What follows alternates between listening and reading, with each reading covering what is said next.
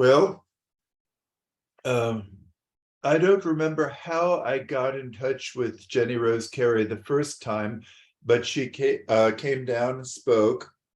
And as a matter of fact, we have some plants in common. When we were down here, I took her on a tour of a private garden near here, and the head gardener loaded us down with quote unquote extra bulbs. So we had a lot of fun there. And then Jenny stayed an email friend for what, 6 years now? I think about that. Yeah. Anyway, I hope you like her talk, because she has agreed to let us visit her estate. She's given us 2 dates, September 11th, a Sunday, and September 18th. And I am going to arrange that. That will be our September outing. So, without further ado, Jenny Rose Carey, gardener extraordinaire. And fun. And fun. Well, thank you. I'm going to share my screen, and thank you for that. Let's see if I can get this. Let's see. We'll do this. And some of you didn't get I think you'll be able to get, this is the handout. I will close that down. I sent it to the group. Okay, good. Good. And if anyone didn't get it, they can always email me or Jim. Okay. Are you seeing my first? Yep. My first one? Good. So Jim, I think I remember the first time I met you. I think we sat next to each other on the bus at a PPA meeting, maybe Raleigh? That would probably be right. Something like that. And we were going to, I think that's right, because I think we were going to Plant Delights, and yes. Then we went round and liked the same plants, and then that was it. So it's like, yeah, ooh, I like that one. Ooh, yep. Okay, so I'm going to give you a seasonal tour around my garden, and I hope some of you will be able to come up and see it.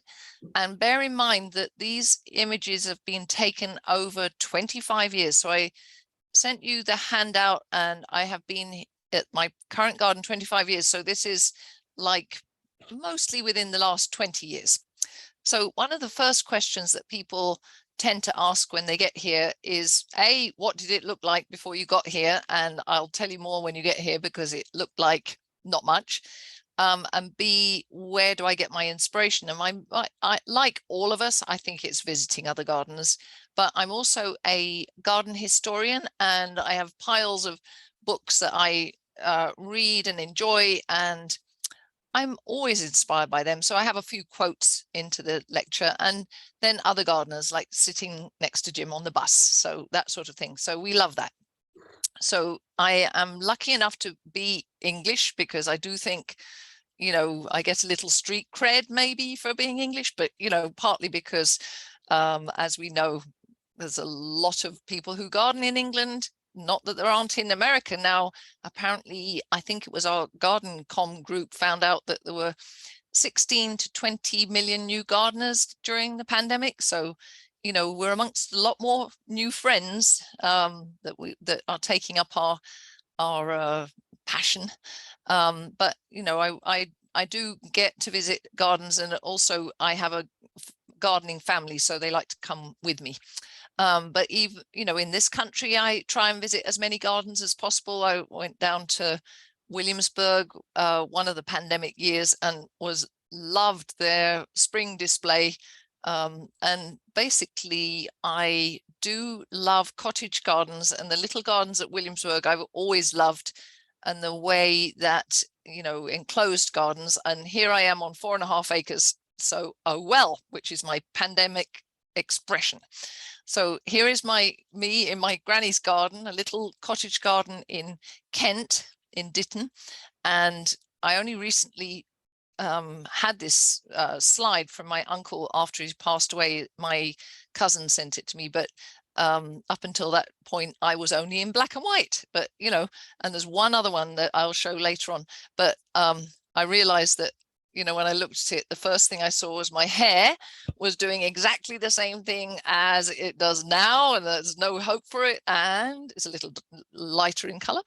And then looking at pictures of me, I do tend to stand with my hands still like that, so it's really funny. But I grew up, nobody really kept us within bounds when we were growing up. So we had my granny's garden in Ditton and our garden in the neighboring village. And I think they just let us go. I mean, we had bikes and we had, you know, sometimes they worked, sometimes they didn't, but we walked miles. And my dad is a botanist. So, you know, we would just basically hike, and there's all the footpaths over there. So we would be off and just come home when we were hungry and things like that.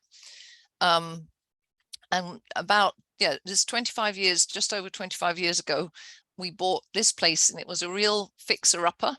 So here it is. So Northview after 16 years, that's early 1900s.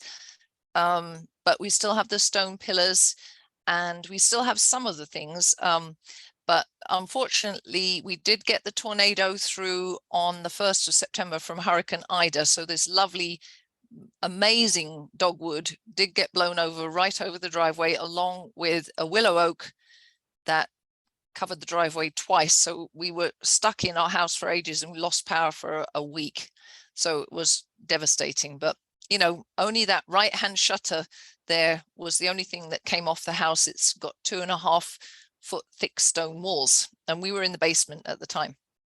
So Wilmer Atkinson, I have his autobiography, but Wilmer and his wife Anna, who I'll show you, I think, in the next slide, built this house.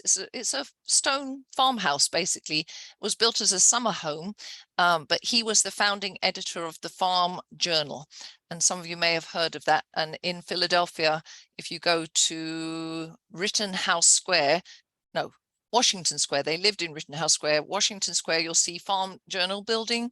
It's now part of the Pennsylvania hospital system, but they had 100 acres and we have 4.5 acres. So he, I love the fact that he loved trees. Whoops, sorry, I've got to go back. I made many journeys to inspect nurseries. I bought beautiful growing things for the adornment of our lawn. So I love a bit of the Northview lawn. So, you know, that's what they did back in the Victorian times. And the lawn is a euphemism for lawn because it's mostly clover, violets, plantain, and things like that. So in his autobiography, which tells his whole story as an early newspaperman, and he was a Quaker. And those of you who know Quaker history will know that they have a true respect for the growing nature. And many of our arboreta and public gardens up here were founded by Quakers or had Quaker influences. So I just love this quote: "He who plants a tree, he plants love, tents of coolness spreading out above. Wayfarers he may not live to see, gifts that grow are best, hands that bless are blessed, plant, life does the rest." And I just feel like, having had the really fortune to land at this property with a sort of like nobody wanted to buy this house for 5 years type house, but having these amazing trees like the huge oak tree right on axis with my waterfall there. So what was here? It was some of these trees like this Wilmer tree, and then a whole lot of nothing apart from invasives. So it was multiflora rose and ailanthus and thousands of Norway maples from the original one that Wilmer himself had planted. And they were large, small, medium, and everything. So this is now unfortunately died during the tornado, this poor thing, because all the leaves blew off, and it was 1st of September. And we'd already had a sharp late frost on this poor thing. But in its heyday, my girls used to climb up in the top and lay there and read their summer reading books. So it has been a focal point of the garden, and you'll see it in the last slides as well. But we're going to think what to do with it, and we're going to plant something else.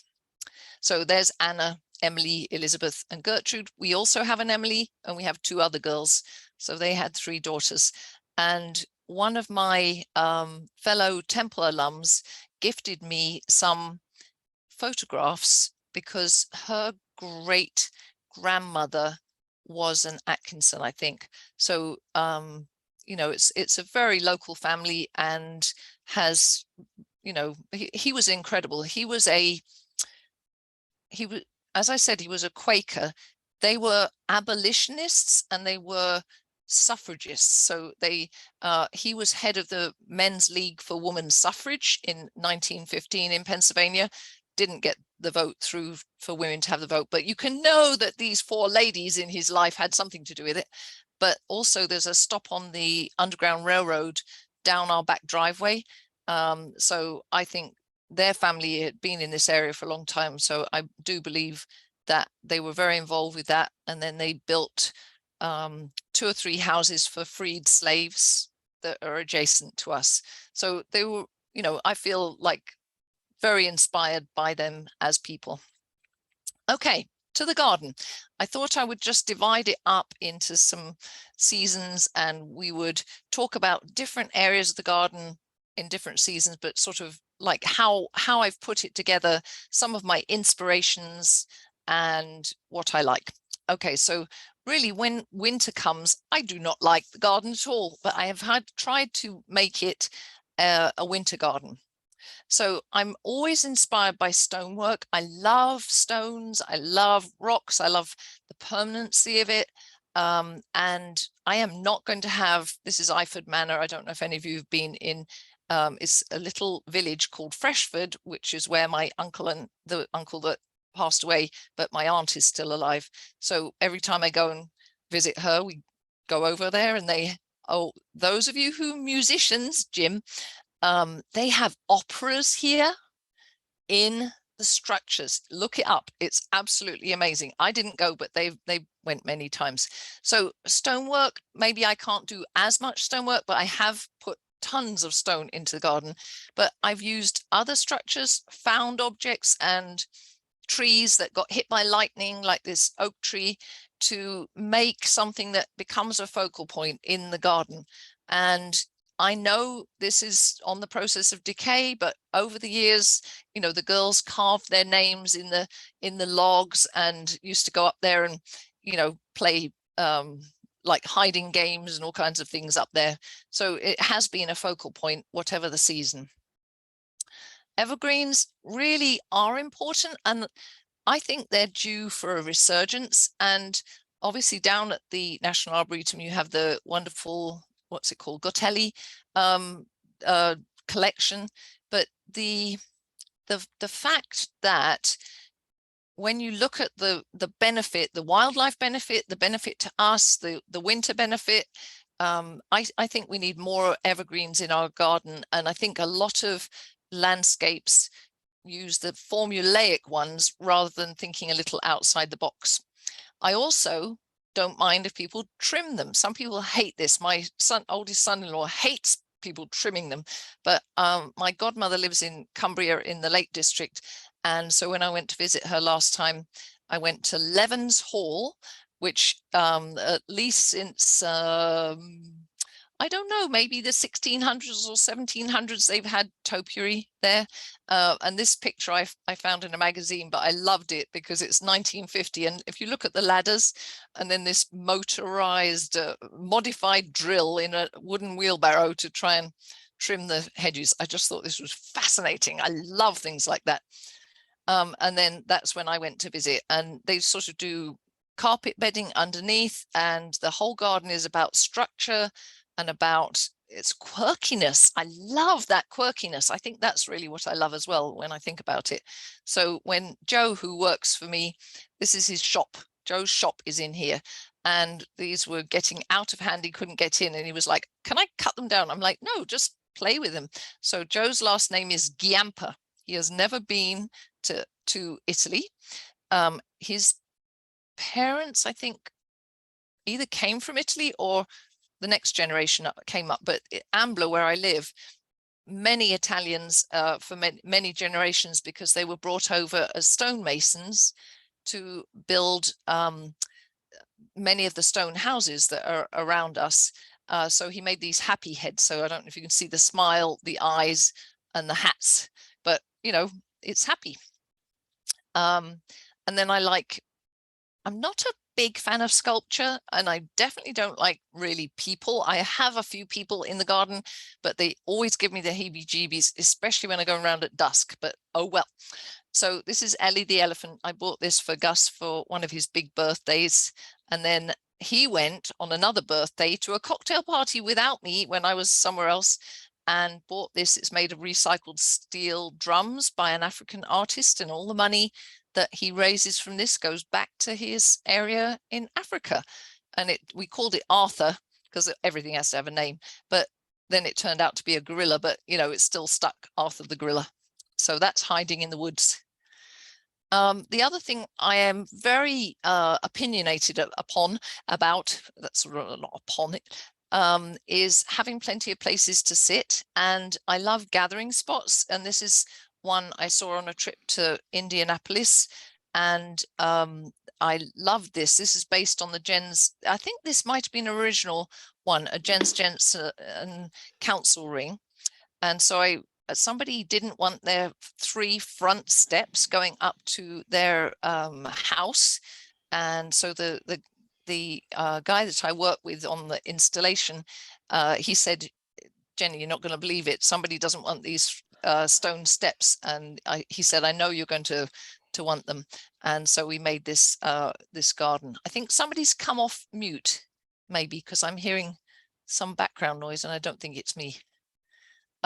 Anyway, so this has grown in, you'll see when you get here, but it's some people call it the stone hedge garden, but whatever you want to call it, it's a nice gathering spot.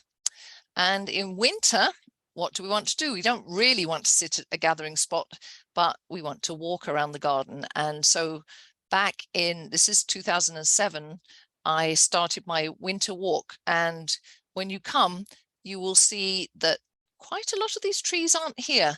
Some of them got taken down by Asplund, the tree, the wire, electric wire goes there, and then a bunch of them blew over in the tornado, and they just aren't there, a lot of them now. So we have lost some of our screening and our noise screening. But this is the walk that parallels Norristown Road, which is a state highway, only 1 lane in each way, but it was still noisy. So I got lots of evergreens and everything else came out. So this was all Ailanthus, all multiflora rose, all wisteria, everything. There wasn't one thing worth saving inside the fence. We put the fence up. There was no fence when my girls were young, but it was like Sleeping Beauty. There was no way that those little kids could run out on the road. There was no way through. So I've made these berms, and that is partly because wherever you are in the garden, the house is up, and I'm on a watershed. So I'm between the Delaware and the Schuylkill. And so what that means is you can see the house is up. So when it rains, every bit of the garden, each corner goes to a different stream. So I sort of channel the water through and try and retain it so that my trees get the benefit, and then amend the soil so that it's moist, well-drained soil. And then I wanted this sort of enclosure as you went down the lane, the little lane. I also wanted as many snowdrops as I could get, because I'd been to gardens like Painswick where this looks like snow, but it's actually snowdrops. And so I have a lot of snowdrops, and I do crosses with my paintbrush, and I let the bees, we have beehives, so the bees do the rest of the thing. And I just love the little details. And I have snowdrops in bloom from November through to probably March, if not April. So I have a succession. They're not the same ones, but I just love all the little details. And I have some named ones, but a lot of them are my own crosses, and I just relish all of them. So, and they keep me going in the winter. The other thing that keeps me going in the winter are witch hazels. I think I have 45 different ones now.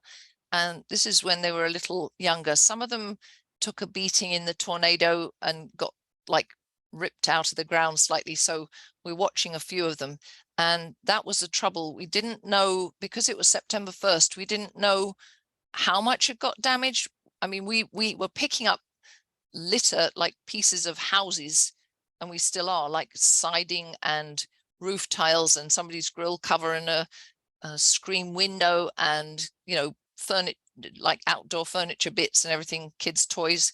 So it was a lot of mess, but, you know, we're only finding now, oh, look, that has shifted and it's now leaning more so that the branches are touching the ground. But this is the winter walk by those stones.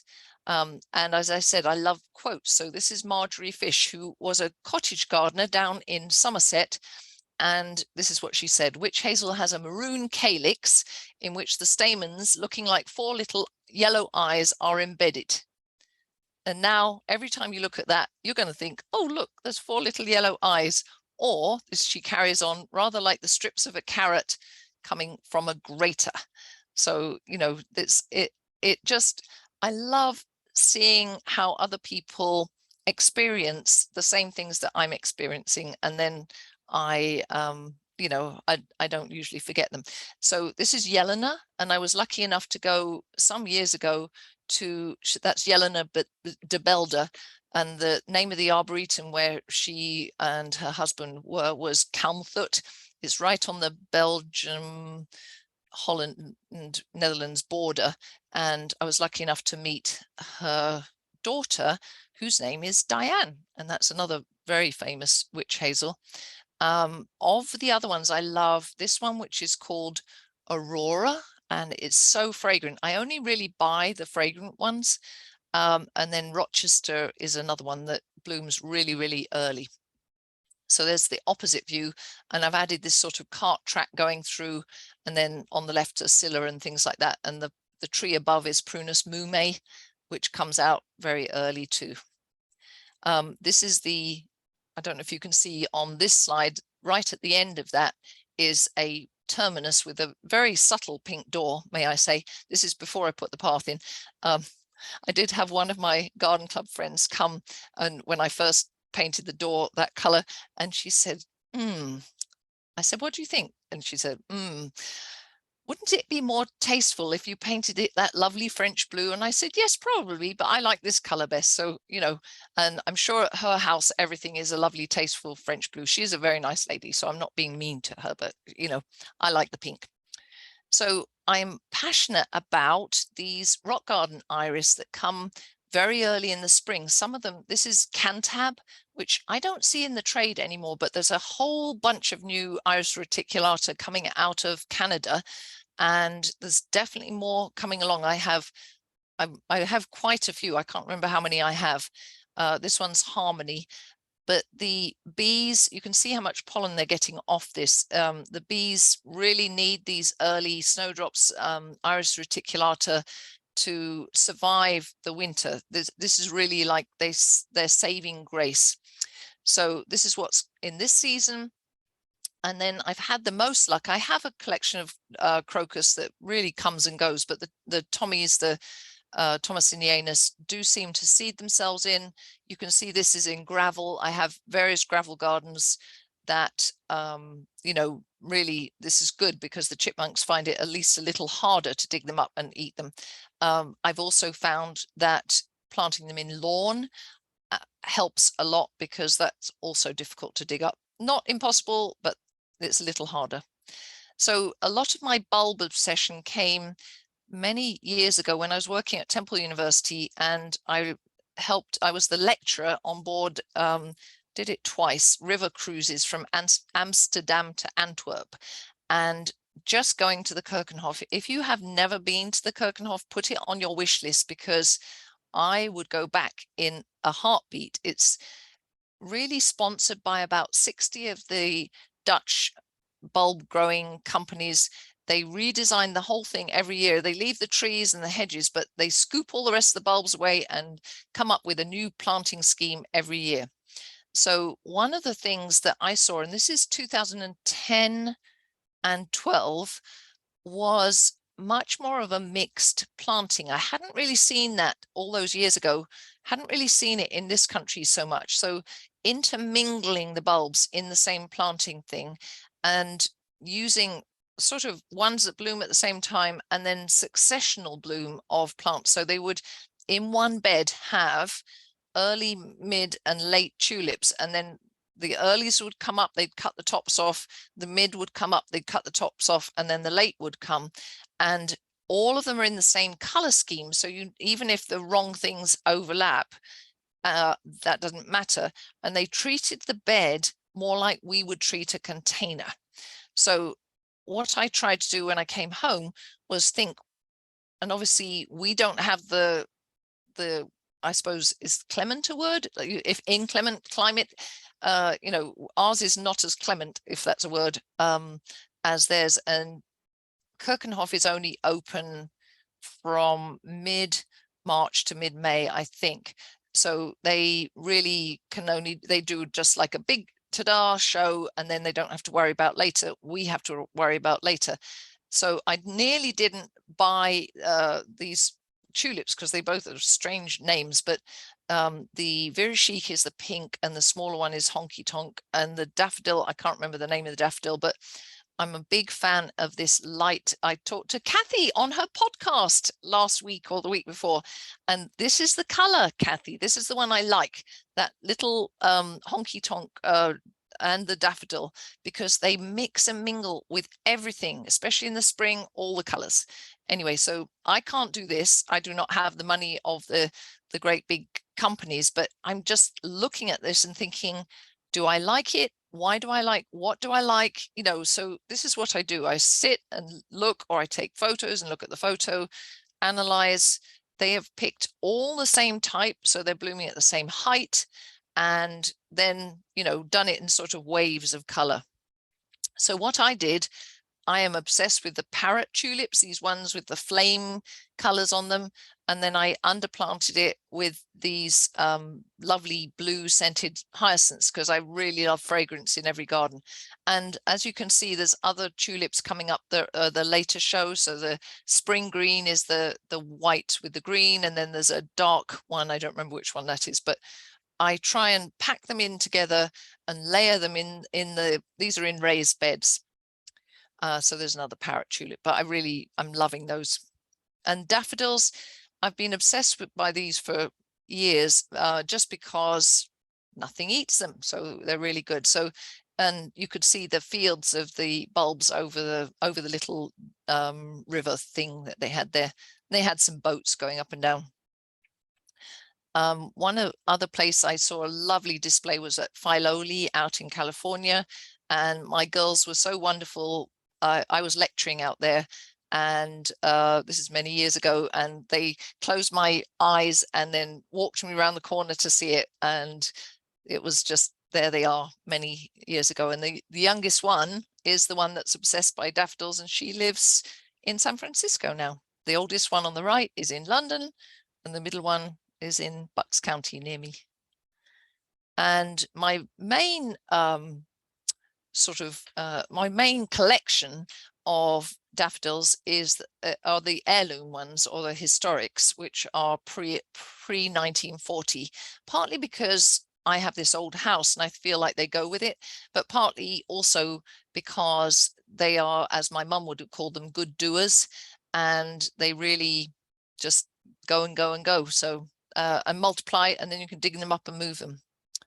And here's one other example that is right outside the kitchen door of the carriage house, and I just pick a theme and try and go with it. And because I have so many burrowing animals, they don't tend to last very many years. But in my raised beds, and this is my thing I've learned, some of you may know this already from trial and error, but I put them at least 8 inches down, and 10 if I can get them down.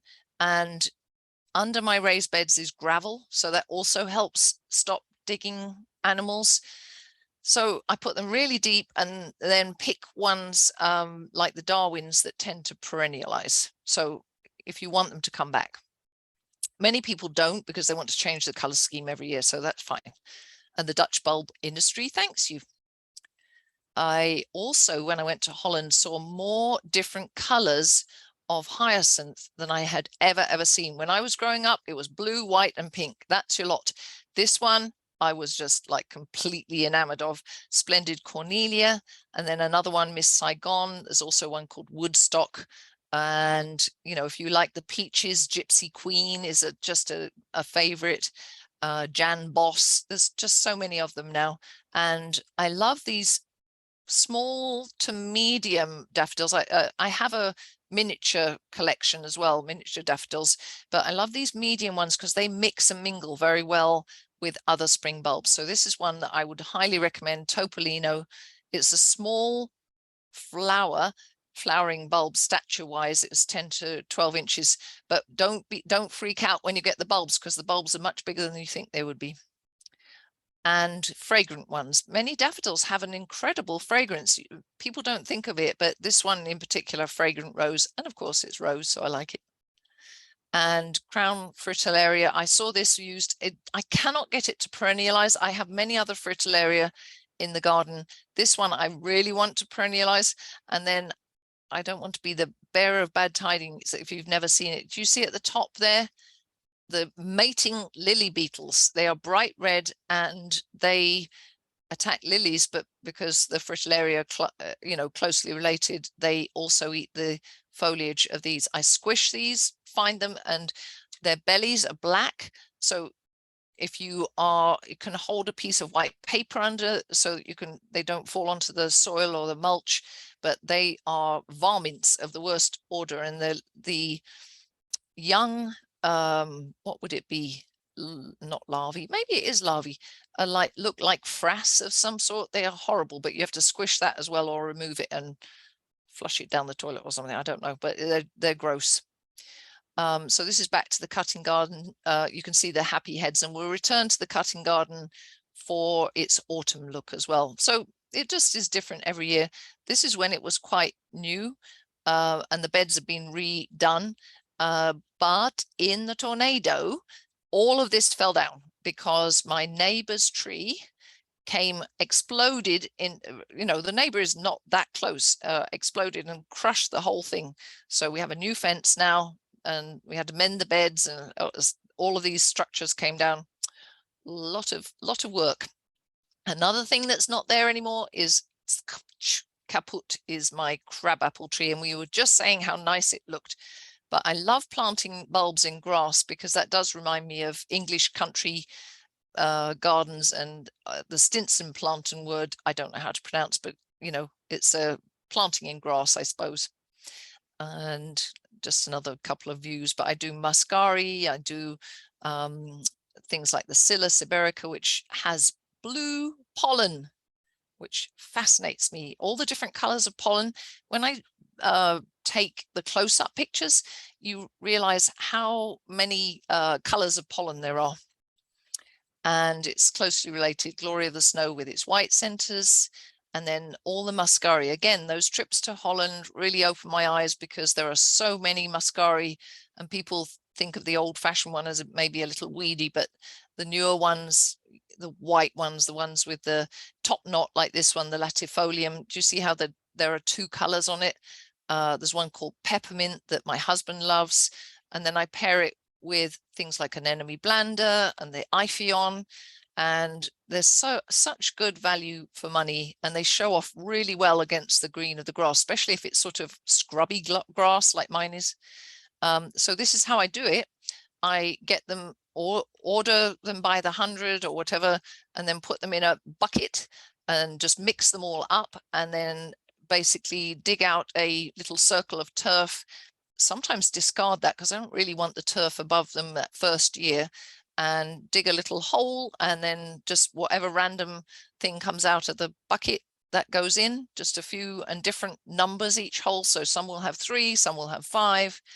And so it's got crocus, Iphion, and pushkinia, and all the little bulbs in there. And that's the result.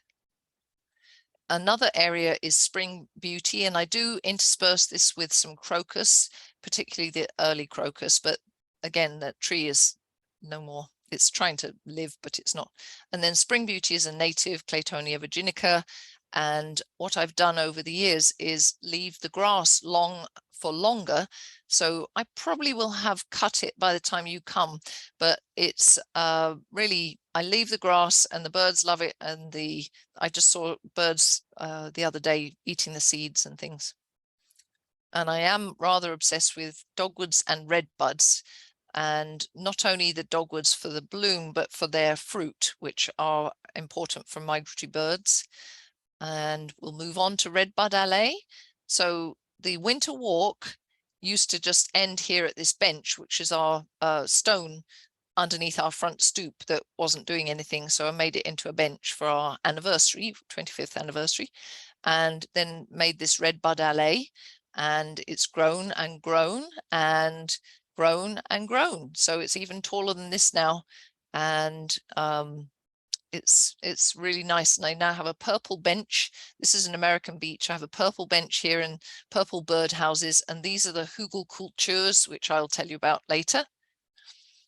The shade garden, obviously I have my glorious shade book, and I have been shade gardening ever since I got here, because this poor Brit doesn't know what to do when it gets to be 90 degrees.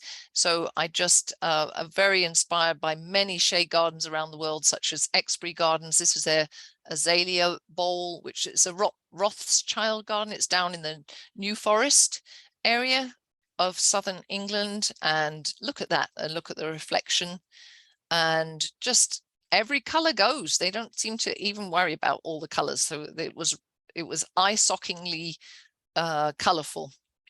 Another place with a lovely connection, if you want to go, is Wisley. They have acidic sandy soil, so it's just perfect. And I love this view of Magnolia Gardens in Charleston. And back to being next to another Jenny coloured rhododendron. This is the Harcourt Arboretum, which is affiliated with the Oxford Botanic Garden. It's just outside Oxford. Another garden writer that has just long influenced me. I was lucky enough to go once to visit the garden. Obviously, she's passed away in 1932, but is Gertrude Jekyll. That's her house, designed by Lutyens, who many of you have heard of, the Lutyens bench. He designed much more than benches. And she said, you put your rhododendrons where the copse, meaning the wood, and the garden, meaning the open, lawn and everything, meet. And I was lucky enough to see this bit. They've kept it pretty much the same. She was also obsessed with primroses and would personally, I know she had help, but she would sit there and divide the primroses. And that, I found, is a trick with the primroses, is every few years they do need to be dug up and divided, because they sort of they don't have enough resources or enough moisture. So in our climate, that is difficult, because there's about 5 minutes in between when it's too cold to divide and, when it's too hot to divide. So we try and do them on a cycle of 2 or 3 years, each clump, and spread them around the garden. And Jekyll was very into, she was a trendsetter in many different ways. And she said, there will be found in this kind of wild planting a whole new range of interest and perception of beauty in the ways of growing and flowering things. And I love that quote. So my shade garden is really just like a tapestry, a lot of native plants like this bloodroot with its lovely shadow, and the Virginia bluebells. I got all of these from Gus's grandmother's house, and I just intersperse natives and non-natives. And while there's still more light coming in through the deciduous canopy, you can really have a nice floral show. The pond garden went in 2005, and it's inspired by the dry stone walls of England's gardens. And I've always loved this. We had a little rockery actually with the bath that we'd taken out of the house and used as the focal point. I don't know how nice it looked, but we loved it. And so I put a pond in basically for wildlife, and did the dry stone walls. And before we'd even really finished it, the frogs have moved in, and now we have a snapping turtle that Gus loves, and obviously all the wildlife. And that's the view from a cherry picker. and it's very curvilinear, and the garden to the top of your screen is the herb garden, and that's very rectilinear. And this is all curves, and you know, it's just, I really enjoyed it. I design all the gardens, and then I work with Dave Schmidt to do the install. And that's the view of the shed. That's called Rose Cottage. And leucojum does really, really well down there. That's a bulb, but that will take moisture, as does the Fritillaria meleagris, which is the guinea hen fritillary or snake's head fritillary. That will take moisture too. And all of the pond garden iris, including the Japanese iris and the Louisiana iris. We have a show of irises for quite a long time in the spring, and bird bath and things like that. And there's a sort of blue theme in that area of the garden. And the sunset garden, this is still on, what season are we still on? Spring, are we? We might be moving on in a minute. So this area of the garden is next to, you can just see top right, a blue house, which is a little frightening. And you can see it was for sale at the time. That house has sold more times, and we've been here a lot of years. So I designed, this was a thistle patch and a blue house. And then where the bridge goes over at the back there, that was a swale, and all the water from my neighbor's downspouts comes into that swale. So I couldn't build on top of it. I had to make a bridge. So I found these curbstones. They were recycled curbstones. I love to recycle things, and there's no hose anywhere near this. And when I moved in, there were no outdoor hose bibs. So most of my garden is dry, and we're on a well, so I can't water even now since we haven't had water. So it's grown in, and sort of, as you know, with these gardens, they grow in and then they grow out of themselves. So all of those evergreens you saw how big they had gotten. There's me up in the cherry picker. They were painting the house. The house had 2 or 3 shades of white and ivy all over it. And it was, you know, a green roof of not a good sort. So there I am when I had brown hair and up in the cherry picker. And that's the view. So you can see I found 3 main, I had these subsidiary ones, but 1, 2, 3 main curbstones. This is what I call my Kodak moment stone, because you can stand here and take a really good picture of any of it. And this is the hot rock, because when I used to come home from work, that would still be warm. The west is over here, and it would warm this stone, and I'd be like a lizard sitting on there.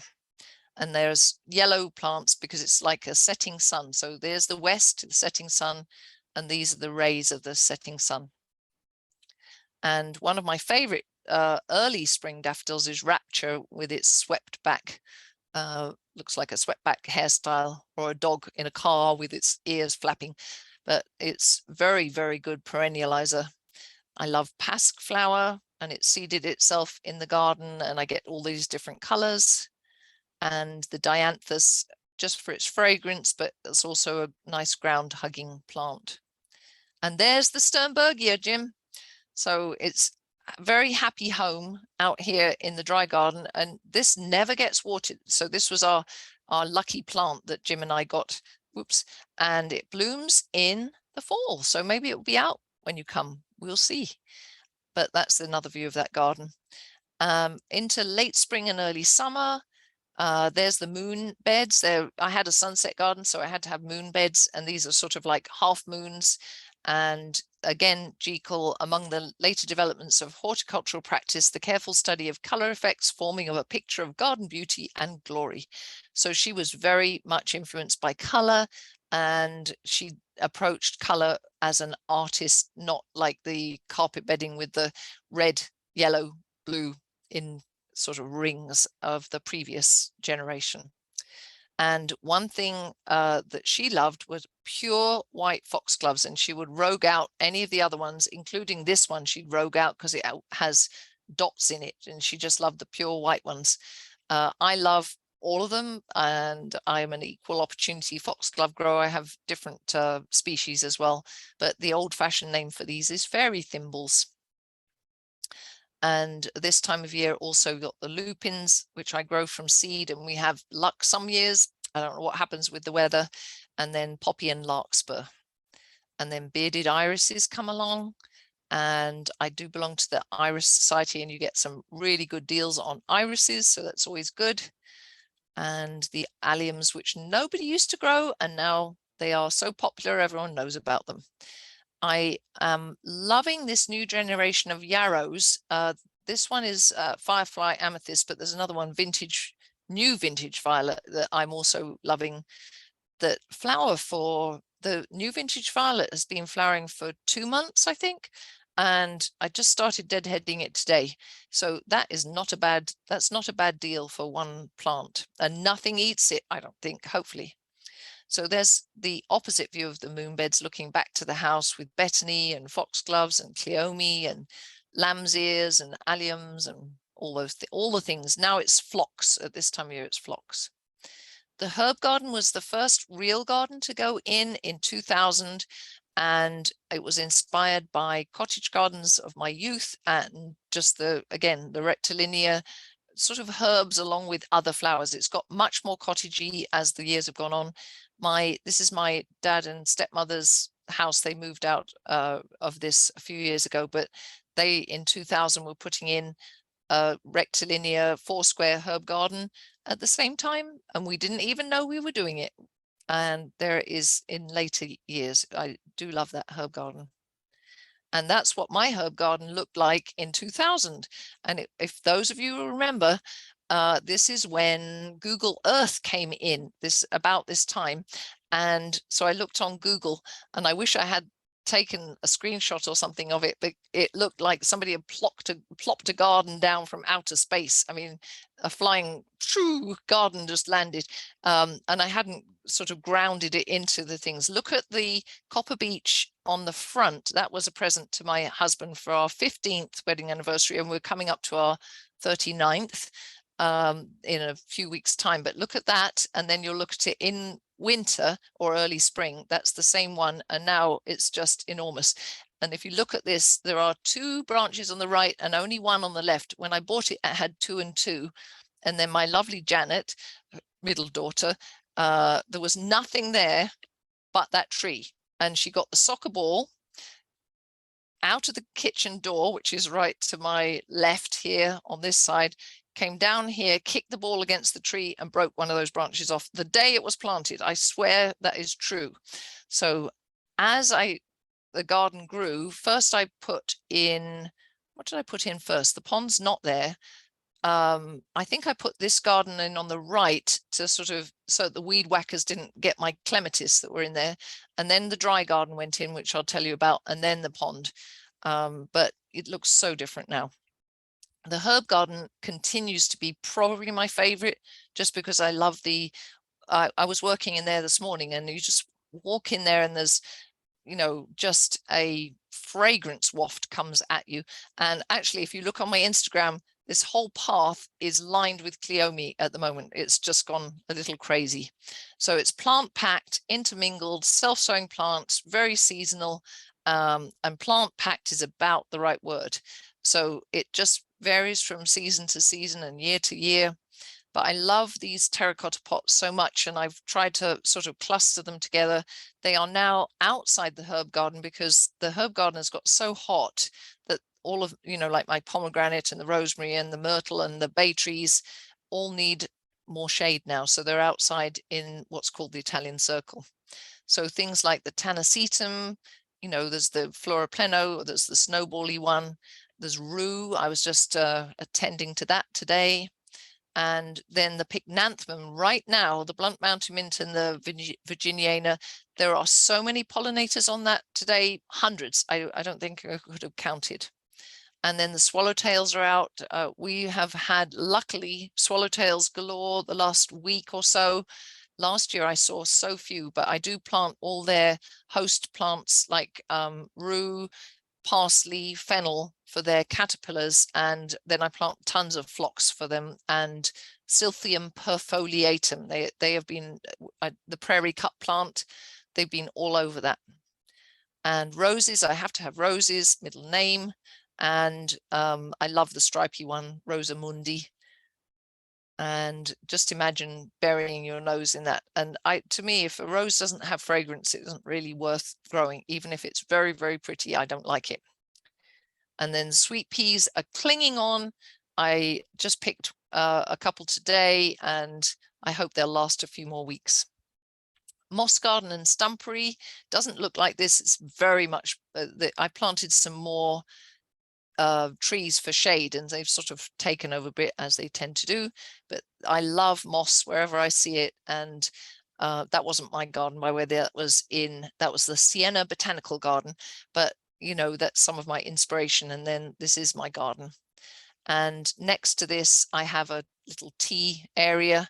And when my girls were little, we used to do lots of tea, and when my nieces used to come and visit, so I would occasionally take good china out. And we have places for lunch. That's the lunch spot. The poor hydrangeas are suffering since we had rain last night, but we really haven't. All the storms have passed right by. And then I have a stumpery, which is really all the upside down roots and stumps after things have blown down, inspired by the one at Biddulph Grange. I'm hoping to go there in a couple of weeks' time. And I do love ferns. Ferns are just so magical and so varied. I just, you know, have had a definite love of them since childhood, when we had a little path, probably, you know, yay wide, down the side of one of our cottages. And when the trees blow over, I try and reuse it. I try not to have any things that leave the property. So I made this log wall around the moss garden. Okay, dry garden. We're plugging away here, looking good. So, oh, I think it's raining. It is raining. There we go. What a good slide to be on. Okay, so this was the dry garden, and my neighbor thought I was putting in a swimming pool because we had the wettest spring. And this was 2004. The year before, my family and I had gone to Provence, Les Baux, and you can tell this is a slide that got scanned in because of all the dust and everything. This is a person, that one is a person, this is a monument. So that is the size. This is a big chunk of limestone. I saw the best lavender, rosemary, thyme, Santolina, all of those things. Obviously, I have an olive tree in a pot. It's minute, but you know, I wanted to grow lavender. So I did the berms like we were talking about before. And oh, no more on lavender, but you know, basically I wanted a garden for lavender. So this is why I started berming, and then this is all covered with gravel.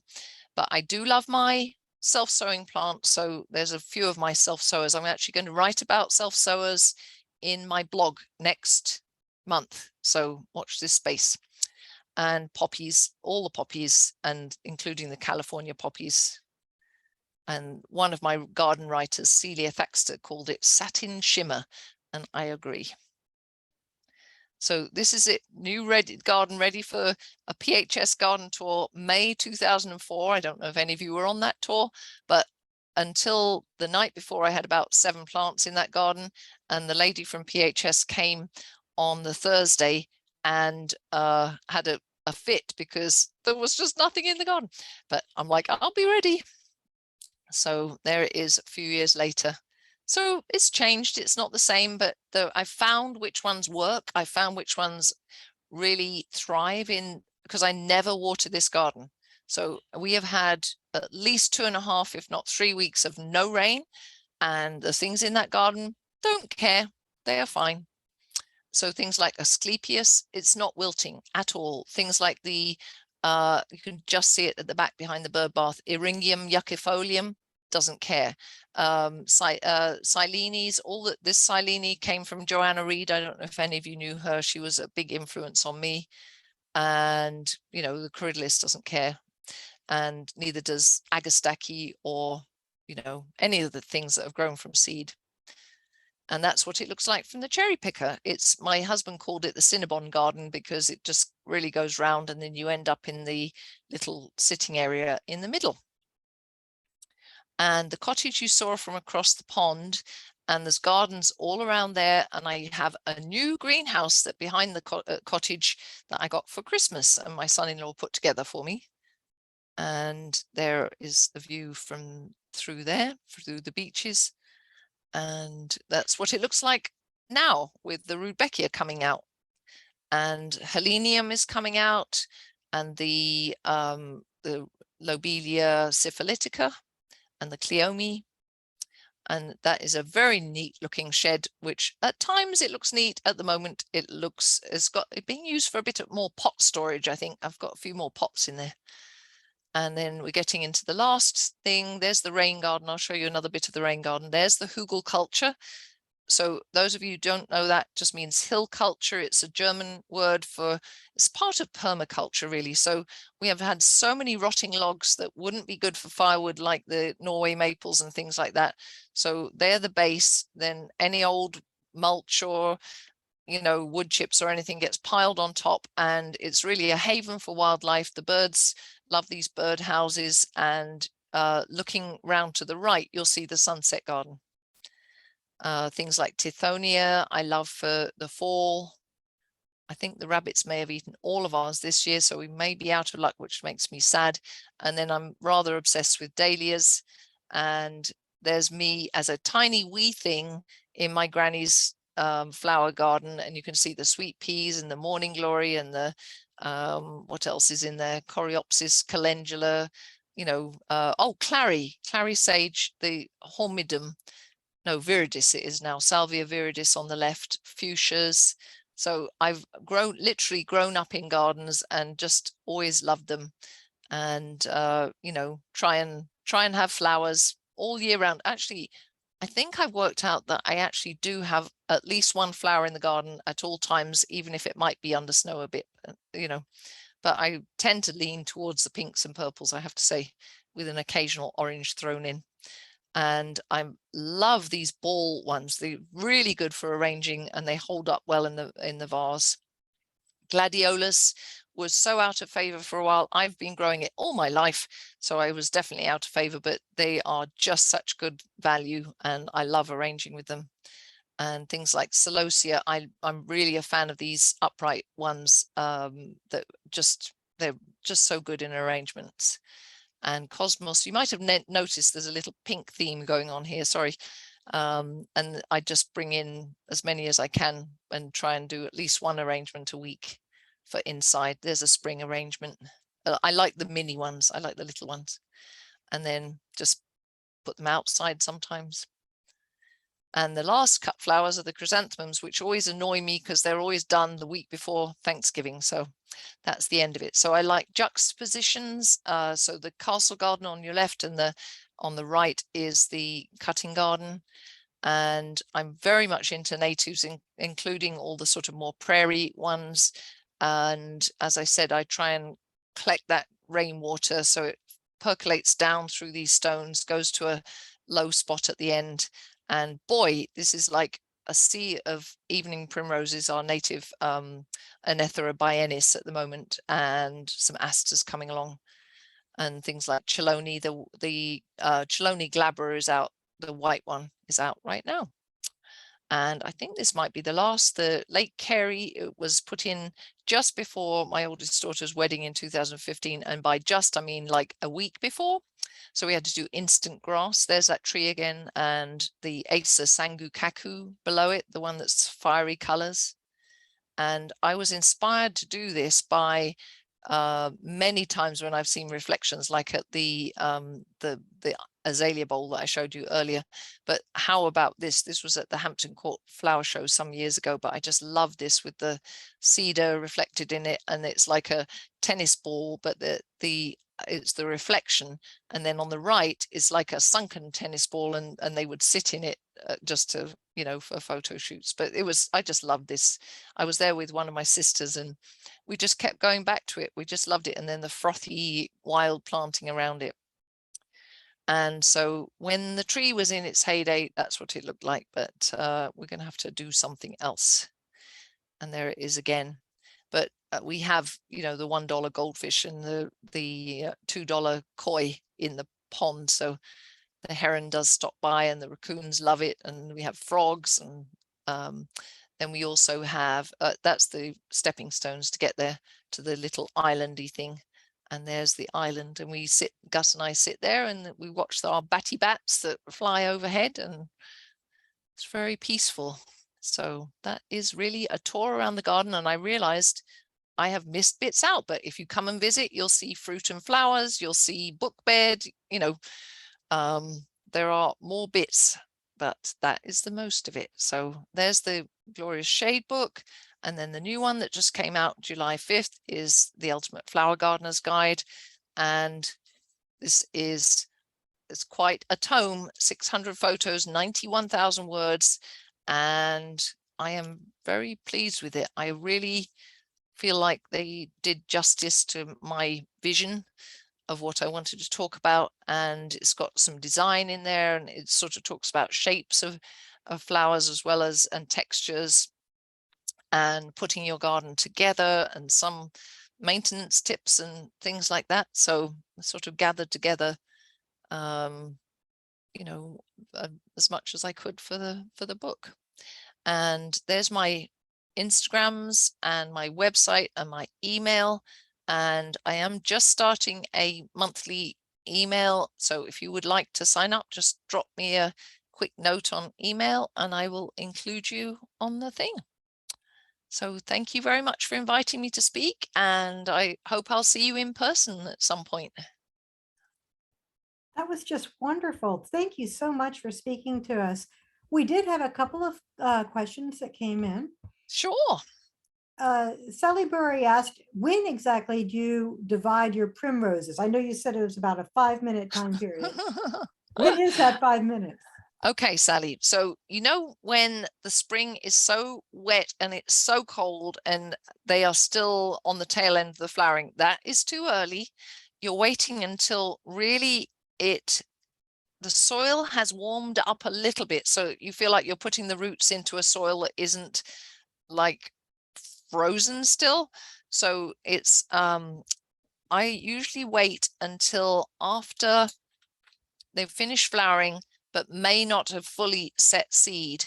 And then I dig the whole clump up, and they are little rosettes. So you're going to get your hands in there, and it's better to do it with your fingers rather than any tool, because you're going to basically pull and see where it comes apart. And I wouldn't go to just one little rosette. I would go to like maybe 2 in our climate. If I was in England, I'd probably row them out and they'll be fine. But you don't want to wait until it's got too hot, because otherwise you'll be watering them every day, because they really they can't stand it, because you've damaged some of the roots. So I would say, I could actually let you know, because I have notes on when we divided it, but it's probably after the daffodils have finished blooming, but before the foxgloves. Does that help? I hope that helps. But you know, that sort of, it varies from year to year, because you have to play with the soil conditions. And I'm not joking about the 5 minutes. You're like, today's the day. It's not too hot, it's not too cold. It's sort of that perfect late spring, early summer day when just all is right with the world, and that's the day that you divide your primroses. What a beautiful explanation. Thank you. Nina asked, what do you do with the spent bulb foliage? Ah, okay, that could be a whole lecture, Nina. I think I spend a bit of time in the book talking about that, but if you want that glory of the spring garden, you will have to put up with the spent bulb foliage unless you lift your bulbs. So I have done this in the past, like with the tulips. After they have finished flowering, I hoik them out and then put them in the shed. One year we had some varmint ate them while they were in the shed, so that wasn't so good. Another year they dried out because the shed gets hot, so that wasn't so good. So I haven't had much luck with getting them back in the ground, but some people can do that fine if you have a nice storage thing that is varmint proof, and it's not too hot. I put my bulbs, so you saw them, particularly I showed you them in the cutting garden. All kinds of things go in after it. So I will sow a row of calendula. There might be erysimum, the wallflower in there already coming up. And then I'll sow, you know, rudbeckia, snapdragons. All of these things will be all in that same bed. So you don't really notice the bulb foliage, because it becomes an understory to all these other fresh young things coming up. In my moon beds, that is packed. That if you look from left to right, I didn't show any pictures of it, but it goes avalanche and beryl, and basically all the way on the left is A, B, C, and then the end is Y with yellow cheerfulness. So it's an A through Z of historic daffodils.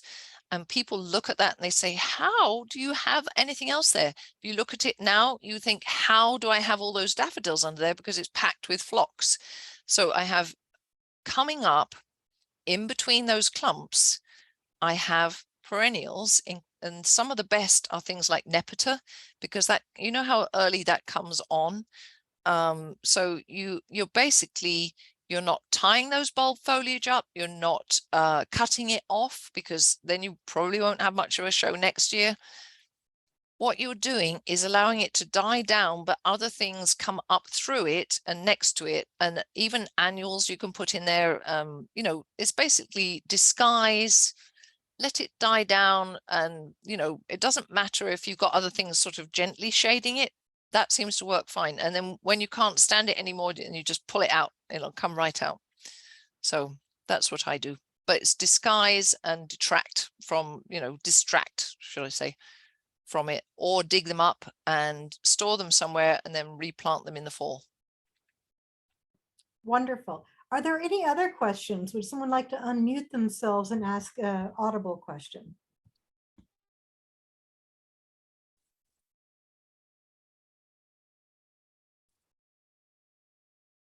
Oh, I've stunned everyone to silence. I think we're just so in awe of the beauty of your garden and the way you have everything perfectly timed. Well, it's that to me is, and I try to, so in the book, there's a whole seasonal chapter, because I think for many gardeners, they do struggle to keep the show going. So they might have, I found when I moved to Pennsylvania 35 years ago, I was blown away by spring in the mid-Atlantic, because England doesn't do that. And I've joked, and it's serious, semi-serious anyway. When January rolls around, my dad has daffodils, so he sends me pictures of daffodils. February, they've got February Gold, comes out actually in February. I've once had it out in February, but their spring carries on and carries on and carries on. I joke that it carries on till June because it can still be spring-like. Ours, depending on the weather, can be quite short, and it's full on. And so then a lot of people, after, I call it the June gap, but it could be a July gap, depending on what you've got planted. There's a gap between the spring and early summer show, and before the zinnias start coming in and all the other summer flowers come in. Most gardens have that gap. And in the book, I'm really spend a lot of time talking about making sure you've got cool season annuals and biennials that come in post bulbs, so that you don't have that sort of awkward gap time. And then in the fall, making sure that you choose things that carry on blooming as late as you want them to. Some people don't care. Some people go away at various times of year and they don't care if they have a summer gap, because they're not there anyway. So it depends what you want out of your garden. But I want year round, and a flower every day is really what I want. Fantastic. You're getting many thanks in the chat, and Thank you. Yeah, and everybody's looking forward to the in-person visit to see it, all the areas in person. Jim, do you have anything to say to close this out?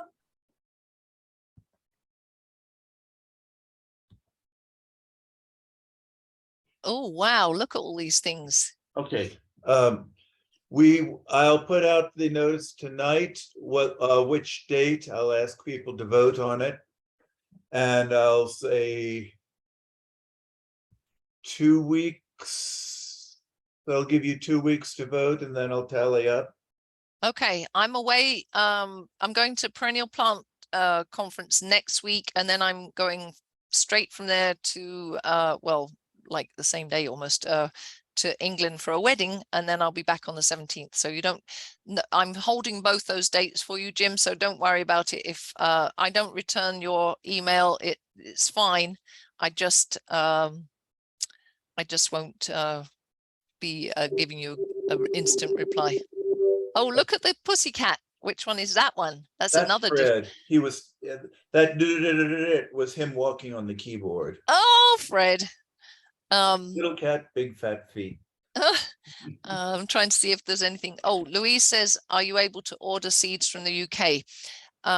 It used to be much easier, Louise. I love Chiltern Seeds, and I love Derry Watkins. Remember she spoke at the Perennial Plant Conference? Special plants. No, I went to her garden, something like special plants or whatever. And every now and then I think you can get them.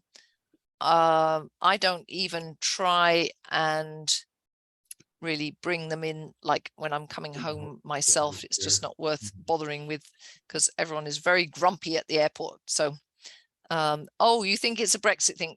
Everything is a Brexit thing. All the bad things are a Brexit thing. Yes, I agree. But maybe they'll sort it out. I don't know, but it's been more difficult recently. I used to do you remember the Thompson and Morgan? I got the best. I was looking back at some things from 10 years ago. I used to get the best wallflowers. I mean, why don't people over here grow wallflowers? I mean, they're ricimums. You know, there's all kinds of things that you see, and they grow fine for me. I don't see what the problem is. But in England, you can get the starts in the fall and just put them in, and you know, you don't have to grow them yourself.